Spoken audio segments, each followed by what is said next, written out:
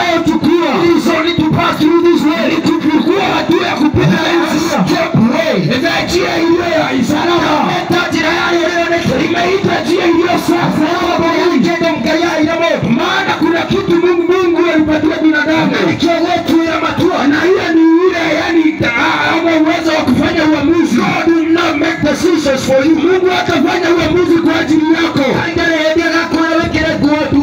Mungu atakushawishi katika kuvaa.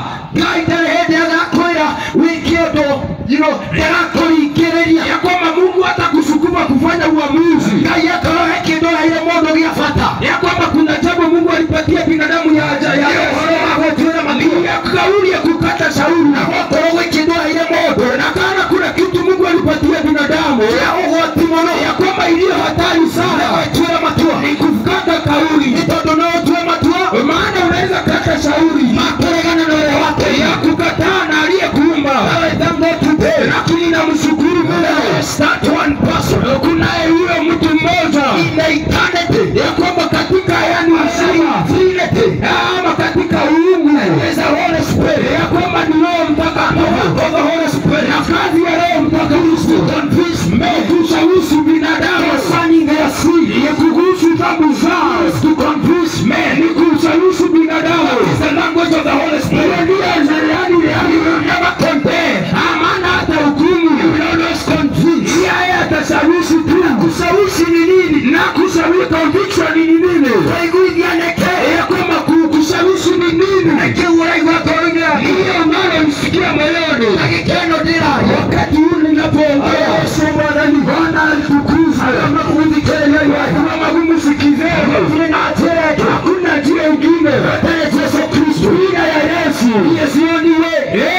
Ndiye njia. Yes, the only way. Ndiye njia pekee. Jina la Bwana litukuzwe. Kama umejitengeneza njia nyingine, na sitakudanganya. Hakuna pahali ya njia kupeleka. Unajua zaidi ni nani? Hiyo njia haiwezi kupeleka ile njia inaweza kupeleka katika uzima. John 14 ya kwamba ni hiyo njia iliyotumiwa Yohana 14. Jesus Christ, Yesu Kristo. Jina la Bwana likianywa Yesu Kristo. Tunapoongea Yesu Kristo, inaongea kuhusu msalaba. Ya kwamba hiyo ndio njia hiyo njia ndio iliyo salama.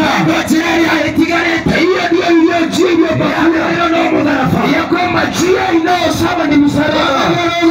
Jina la Bwana litukuzwe. Neno linasema Paulo akasema